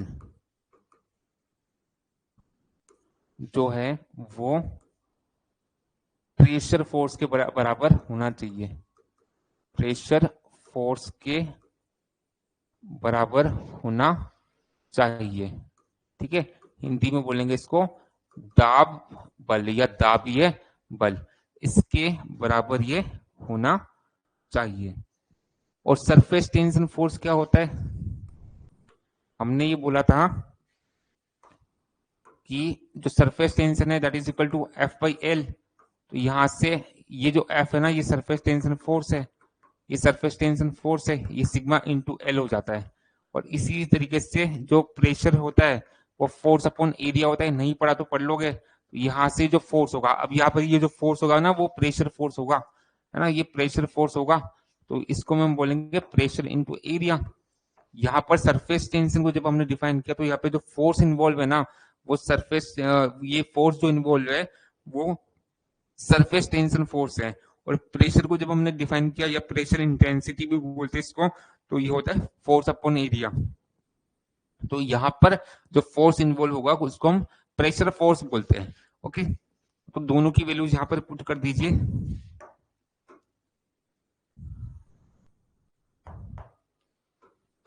ओके, तो पृष्ठ तनाव बल तो क्या, sigma into L, sigma into L, and it is equal to क्या, प्रेशर फोर्स। ठीक है, प्रेशर फोर्स कितना, P इंटू ए। ओके, तो यहां से सिग्मा कितना, सिग्मा तो सिग्मा ही रहने दीजिए, एल, एल कितना, एल याद हो तो मैंने जब ये सरफेस टेंशन का फॉर्मूला बताया था तो यहाँ पर एल बोला था length of interface, length of interface बोला था इस फॉर्मूले में। और यहाँ पे इंटरफेस की लेंथ कितनी होगी, ध्यान से देखो इसको, ये जो हाईलाइट की नहीं सरफेस रेड से, ये इंटरफेस है, इसकी लंबाई जो है ना उसको स्मॉल एल बोला हमने। इसकी लंबाई कितनी होगी, ये डायमीटर के बराबर ही तो होगी, इसकी लंबाई कितनी होगी, ये डायमीटर के बराबर ही तो होगी। आप ये सोचो टेनिस की बॉल है, बीच में से काट दी, तो जो टेनिस की बॉल है ना उसकी आउटर सरफेस जो है, परिधि जो है वही तो हो गई। वो परिधि किसके बराबर होगी, परिधि मतलब ये जो लेंथ ऑफ इंटरफेस है किसके बराबर होगी, उस परिधि की लंबाई के बराबर, है ना। वो परिधि की लंबाई क्या होती है, 2 पाई आर होती है ना, या पाई इंटू डी बोल दूं डायमीटर की टर्म में। तो यहाँ पर जो लेंथ ऑफ इंटरफेस है वो पाई इंटू डी हो जाती है, डी डायमीटर बोला था हमने। And it is equal to pressure intensity into area. Area कौन सा, जिस एरिया पर, जिस सरफेस एरिया पर प्रेशर एक्ट करता है, प्रेशर यहाँ पे इस डायमीटर वाली सरफेस पर ही तो एक्ट कर रहा है, pressure normal to the surface लगता है। तो इस प्रेशर के नॉर्मल अभिलंबवत कौन सी सरफेस है, डायमीटर वाली सरफेस ही है, तो बेसिकली सर्किल ही हो गया। ठीक है, तो सर्किल का एरिया कितना, pi by 4 into D square, pi by 4 into D square. अब इसको सॉल्व कर लो और यहां से प्रेशर निकाल सकते हैं हम। ओके, तो एक डायमीटर से एक डायमीटर कैंसिल, पाई से पाई कैंसिल, तो यहां से सिग्मा, यहां से प्रेशर इंटेंसिटी निकालनी थी हमें, तो प्रेशर इंटेंसिटी कितना, क्रॉस मल्टीप्लाई कीजिए 4 इंटू सिग्मा अपॉन ये कैपिटल डी, ये हो गया 4 सिग्मा अपॉन कैपिटल डी। और डायमीटर क्या है, रेडियस की टर्म में अगर बोले तो डायमीटर डबल होता है, ट्वाइस ऑफ रेडियस, तो ट्वाइस ऑफ रेडियस पुट करोगे तो 4 से 2 2 टाइम्स कैंसिल, तो इसको बोल सकते हैं 2 सिग्मा अपॉन आर, आर अगर रेडियस माने तो। ये सीधा फॉर्मूला याद रखना, सारा जो एनालिसिस बताया, जो डेरिवेशन बताई, कॉन्सेप्ट के लिए बताइए। ये रिजल्ट भी अगर डायरेक्टली याद है तो ये कोई दिक्कत नहीं है, सीधा फॉर्मूला पूछ दिया जाता है, या फिर इस पर कई बार न्यूमेरिकल पूछ लेते हैं। ठीक है, तो ये आपको थोड़ा फॉर्मूला नोटिस में होना चाहिए। ओके, ये फॉर्मूला नोटिस में होना चाहिए। यहाँ पर नोटेशंस की अगर हम बात करें, नोटेशंस की बात करें तो यहाँ पर डी जो है वो पानी की बूंद का व्यास, बूंद का व्यास, डायमीटर ऑफ ड्रॉपलेट, और स्मॉल आर जो है ना वो बूंद की त्रिज्या है,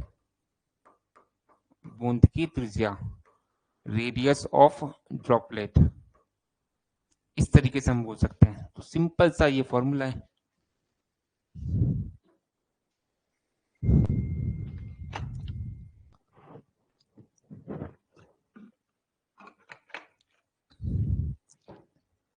ओके, एक्चुअल में ये प्रेशर इंटेंसिटी पी बोली है ना, प्रेशर इंटेंसिटी पी बोलिए, तो दाब हमने ज्ञात किया, ये एक्चुअल में इस बूंद के अंदर और बाहर के प्रेशर का डिफरेंस होता है।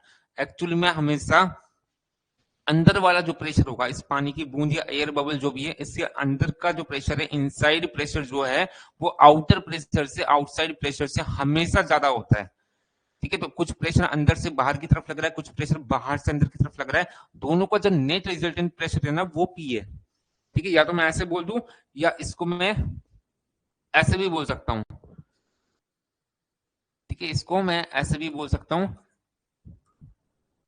ये inside pressure minus outside pressure, ये एक्चुअली में पी के बराबर है, इसको पी बोला है, और ये आया था अपना कितना, 4 sigma upon D, 2 sigma upon R, actual में ये था।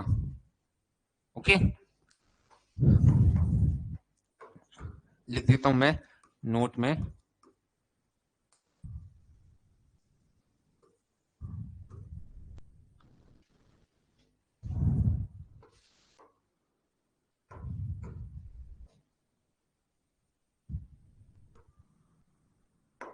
ये पानी की बूंद है और उसमें कुछ प्रेशर तो अंदर से बाहर की तरफ लगेगा।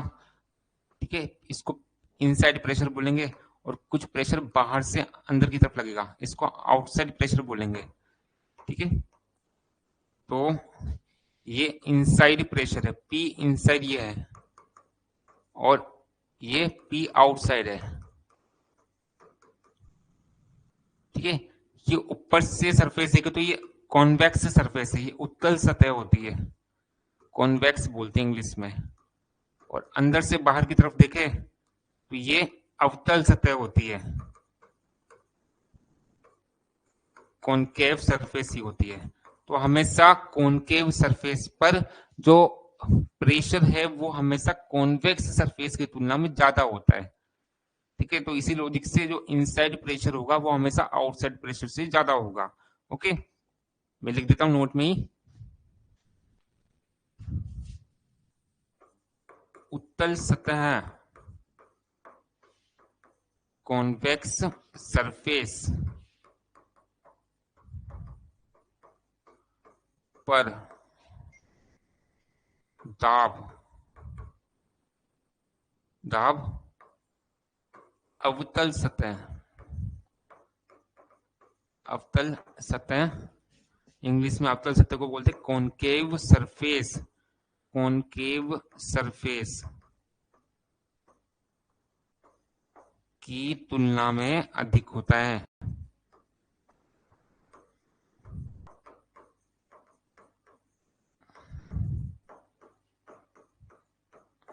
और इसी कारण से क्या होगा, जो इनसाइड प्रेशर है वो ज्यादा होता है आउटसाइड प्रेशर से।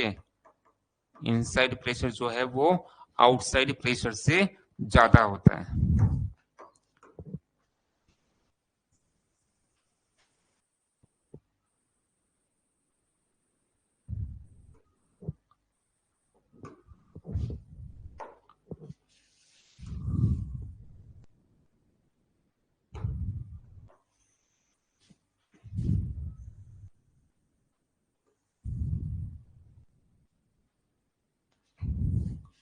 Okay fine.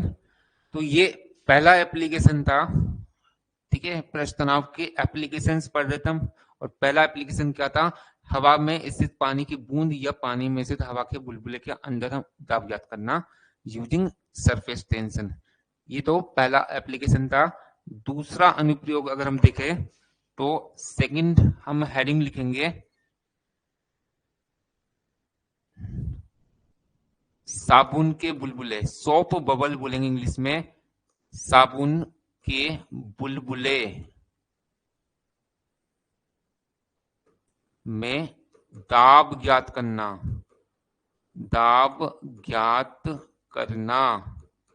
ठीक है, साबुन के बुलबुले में दाब ज्ञात करना। ओके,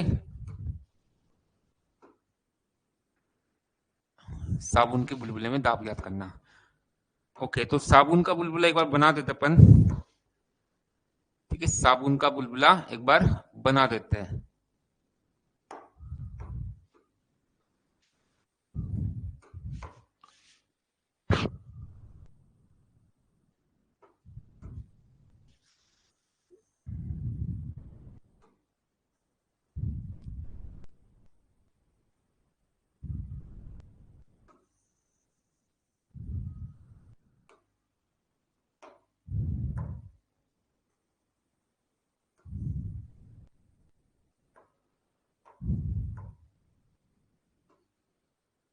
ओके, ये मान लो साबुन का बुलबुला है। एक्चुअल में होता क्या है साबुन के बुलबुले में, कि एक साबुन की पतली सी परत होती है ना, सोप की फिल्म होती है, एक पतली सी परत होती है। और फिर अंदर एयर और बाहर की तरफ एयर होता है। मैं शो करता हूं कि यहां पर देखो, इसमें एक्चुअली में क्या होगा कि ये तो अंदर ये तो सोप हो गया। ठीक है, जो ग्रे से शो कर रहा हूं ये तो सोप हो गया, साबुन हो गया। देखा होगा ना, नहाते हो ना, साबुन का बुलबुला देखा होगा, सोप बबल। तो उसमें एक पतली सी फिल्म होती है। ठीक है, ये सोप हो गया। और अंदर होती है इसके एयर, बाहर भी एयर। तो ये ग्रीन से अब जो शो कर रहा हूं वो एयर हो गई।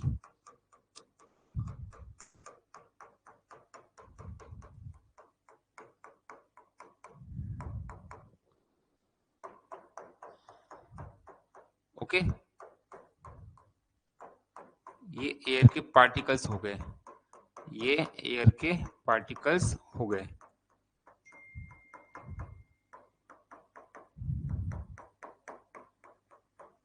ये एयर के पार्टिकल्स हो गए।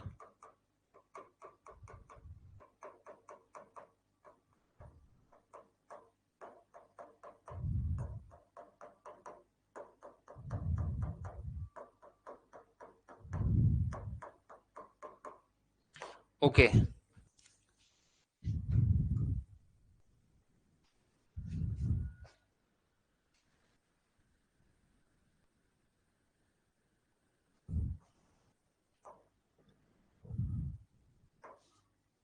तो यहां पर अंदर ये एयर है एक्चुअली में, बाहर भी एयर है। और यहाँ पे बीच में क्या है, ये सोप है, साबुन है। ये ऐसा ही होता है, ये है ना। ये बेसिकली मैंने क्या बनाया, ये सोप बबल है, सोप बबल है ये। ठीक है, ये क्या है, सोप बबल है, साबुन का बुलबुला है। ओके, ओके, अब हमें क्या करना है, इसके अंदर दाब ज्ञात करना है। कैसे करना है, जैसे हमने लास्ट टॉपिक किया है ना, जो वाटर ड्रॉपलेट थी हवा में, तो बीच में से सेक्शन लिया उसका, बीच में से इसको कट करो। अगेन वही टेनिस की बॉल स्फेरिकल शेप होती है ना इसकी, गोलाकार। तो बीच में से एक सेक्शन इमेजिन करो। ठीक है, तो इसको मैं बना रहा हूं, बीच में से सेक्शन इमेजिन किया हमने।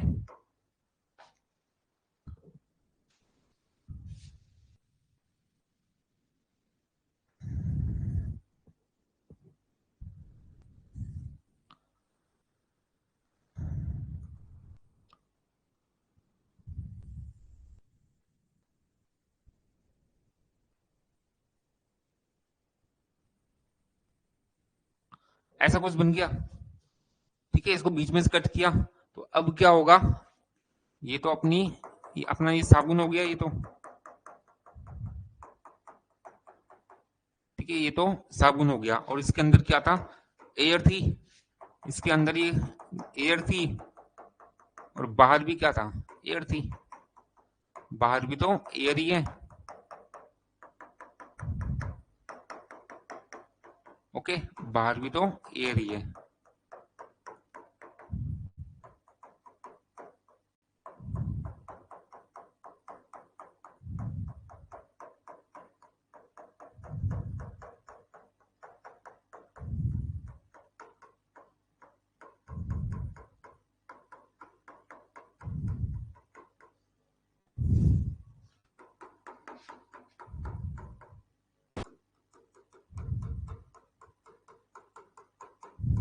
ओके,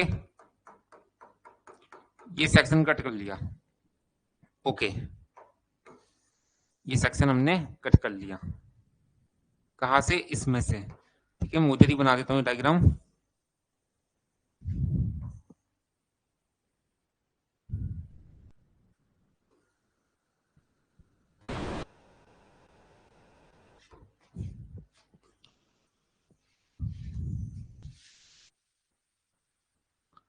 ओके, इसका कुछ डायमीटर मान लो, वही डी, कैपिटल डी मान लेते हैं ना।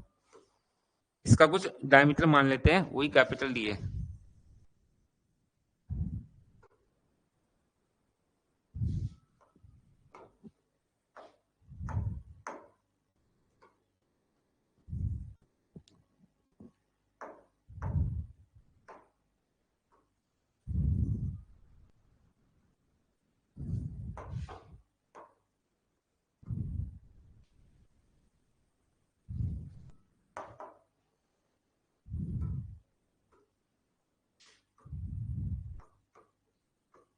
Capital D.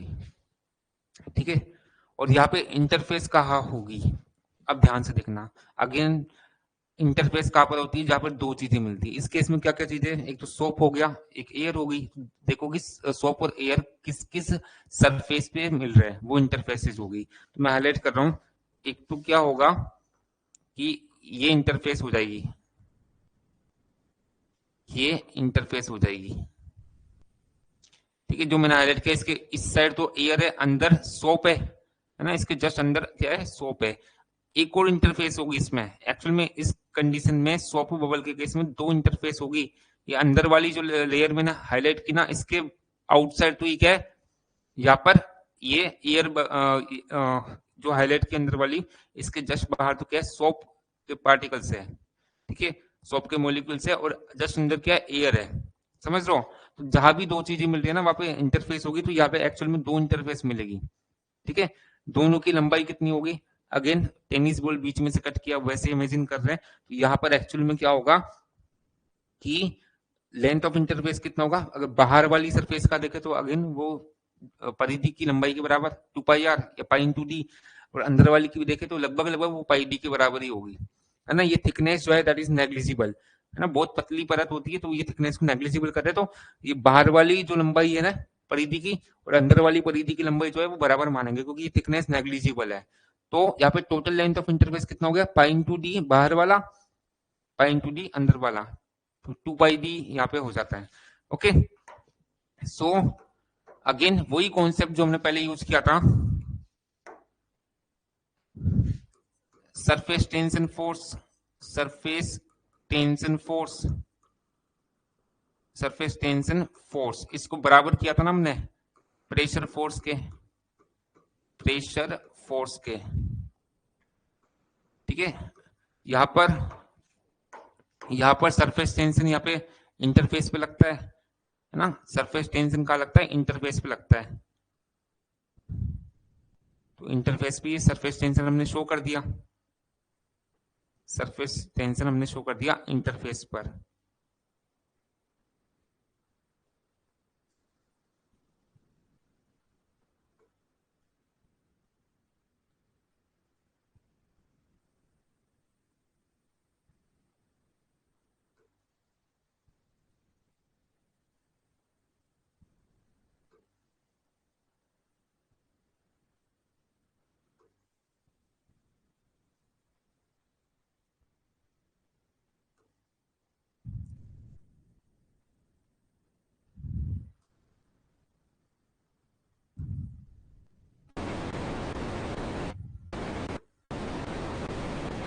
ओके, इस तरीके से हमने शो कर दिया।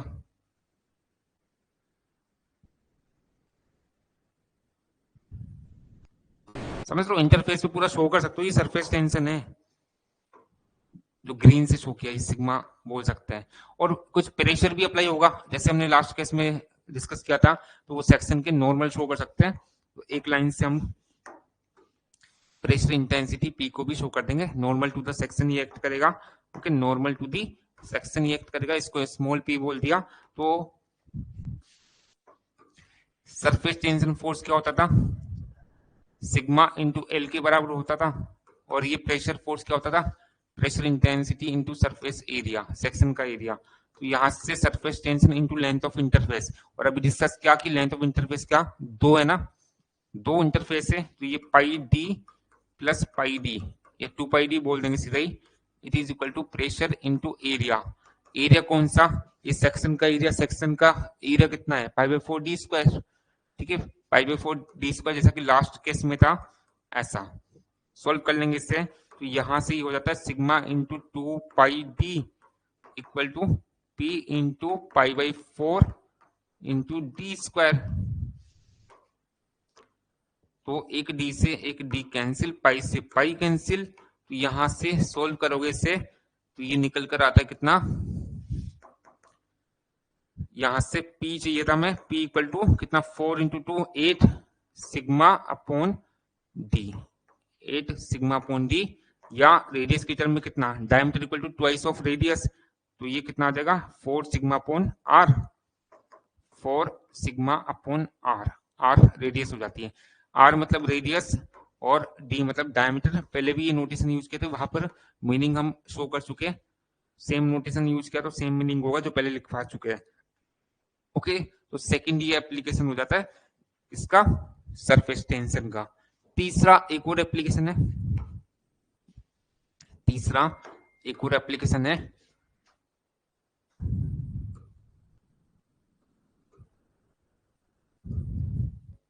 पानी की धारा या जेट बोलते हैं इसको, वाटर जेट में दाब ज्ञात करना, दाब ज्ञात करना।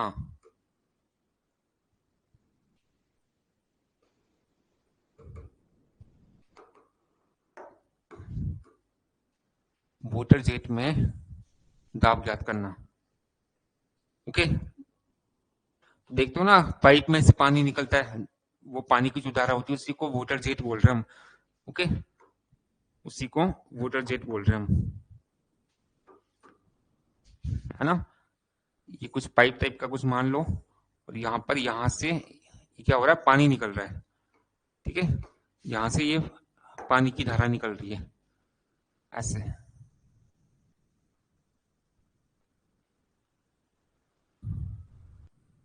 ओके, इस तरीके से ये वाटर जेट है,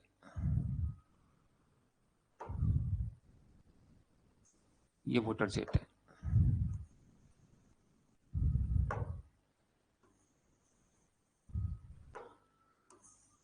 तो ये पानी की धारा जो होगी वो उसका क्रॉस सेक्शन कैसा होगा, देखा होगा ना आपने, स्फेरिकल होगा ना। ये जो पानी की धारा निकल रही है इसका क्रॉस सेक्शन अगर मैं देखना चाहूं वो तो स्फेरिकल होगा। ओके, इसका क्रॉस सेक्शन कैसा होगा, स्फेरिकल ही तो होगा।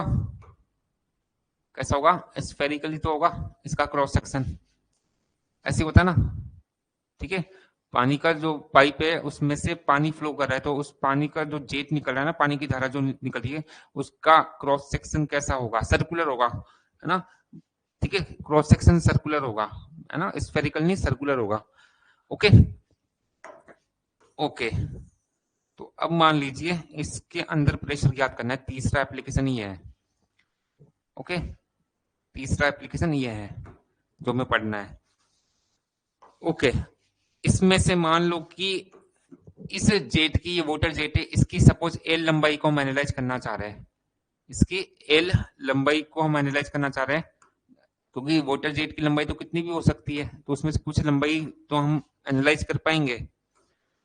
ओके, तो सपोज इसकी एल लंबाई जो है ना, इसकी जो एल लंबाई है उस पर हमारा फोकस है, उसको हम एनालाइज करना चाह रहे हैं। इसकी लंबाई जो है वो सपोज एल ले लेता हूँ, इस एल लंबाई को हम फोकस कर रहे हैं, और इसका जो डायमीटर है वो भी कुछ मान लेते हैं। वोटर जेट का जो डायमीटर है, सपोज इसको मैं कुछ मान लेता हूं, सपोज कोई कैपिटल डी मान लेते हैं। इसका डायमीटर जो है इसको हमने कैपिटल डी मान लिया, कैपिटल डी मान लिया। ओके, तो इस एल लंबाई को मैं अलग से बना रहा हूं, या इसका क्रॉस सेक्शन ले लो। कहां से? इसका जो डायमीटर है ना उसका लूंगा, इसका सेक्शन लीजिए। ये वोटर जेट है, ध्यान से सुनना, ये वोटर जेट है ना, ये वोटर जेट है, इसका बीच में से सेक्शन लो। ठीक है, कहां से? डायमीटर के अलोंग। तो कैसा दिखेगा वो सेक्शन, थोड़ा इमेजिन करने की कोशिश करना, तभी समझ में आएगा। ठीक है, मैं बना रहा हूं इसको अलग से। इसको बीच में से कट किया है ना, बीच में से कट किया इस एल लंबाई को डायमीटर के अलोंग। तो ये कैसा बनेगा एक्चुअली में?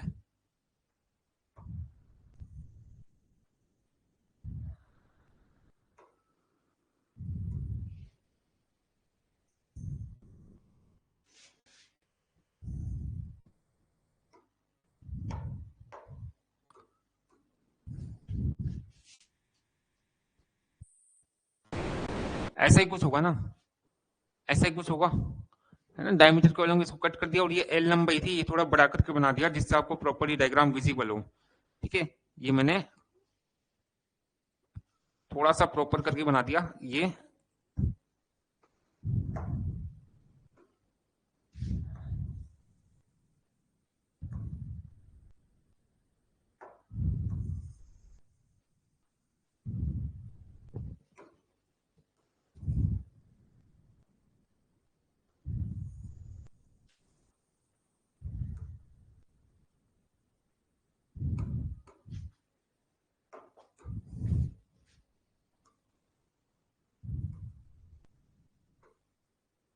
ये एल लंबाई है, यहाँ पे छोटा सा शो किया था, लेकिन इसको जूम करके बना दिया, बड़ा करके बना दिया, जिससे आपको प्रॉपर ये विजिबल हो ना। 3x जूम कर दिया मैंने, जिससे आपको क्लियरली विजिबल हो। ये एल लंबाई हो गई। ओके, अब एक्चुअली में ये वाटर जेट था, तो इसके अंदर तो पानी होगा। ठीक है, अंदर तो पानी होगा और बाहर एयर होगा ना। ये तो पानी हो गया। ठीक है, ये तो पानी हो गया, ये पानी है। ठीक है, ये पानी है, ये तो पानी है, और बाहर एयर है। ठीक है, बाहर एयर बना देता हूं मैं समझाने के लिए। ये बाहर तो एयर थी, चारों तरफ से एयर से घिरा हुआ ये।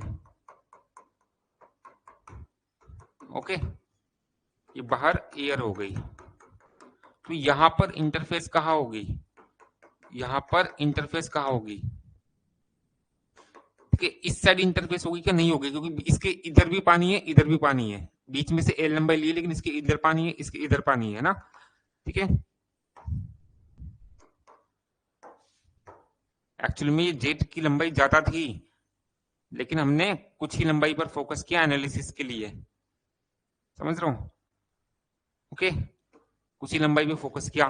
तो ये इंटरफेस नहीं होगी, क्योंकि इसके इधर तो इधर पानी है, इधर भी पानी है, तो दो डिफरेंट फ्लूइड नहीं मिल रहे, है ना। ये इंटरफेस होगी क्या? बिल्कुल होगी, क्योंकि इसके ऊपर एयर है, नीचे वाटर है। तो एक तो ये अपनी सरफेस अपन हाईलाइट कर लेंगे। एक तो इंटरफेस कौन सी हो गई? ये वाली हो गई। ठीक है, क्योंकि इसके इधर तो पानी है, ऊपर एयर है। मैंने कहा ना, दो फ्लूइड जहां मिलेंगे वहां पे इंटरफेस होगी। एक इंटरफेस ये वाली हो जाती है, इसके इधर तो पानी है, नीचे एयर है, तो ये भी इंटरफेस हो गई, है ना। तो एल लंबाई ये इंटरफेस की, एल लंबाई ये वाली इंटरफेस की, तो 2L हो गई टोटल लेंथ ऑफ इंटरफेस। ठीक है, इस पर सरफेस टेंशन अप्लाई होता है इंटरफेस पर, तो सरफेस टेंशन को हम शो कर सकते हैं यहाँ पर, है ना, इस तरीके से। ठीक है, ये सरफेस टेंशन को हम इस पर शो कर सकते हैं।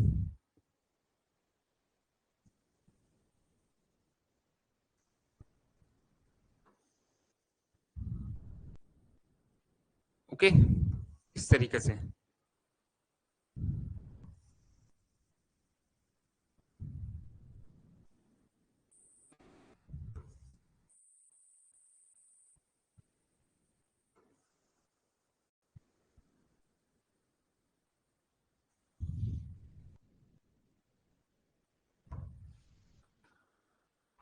ओके, ठीक है, तो वही एनालिसिस अपना।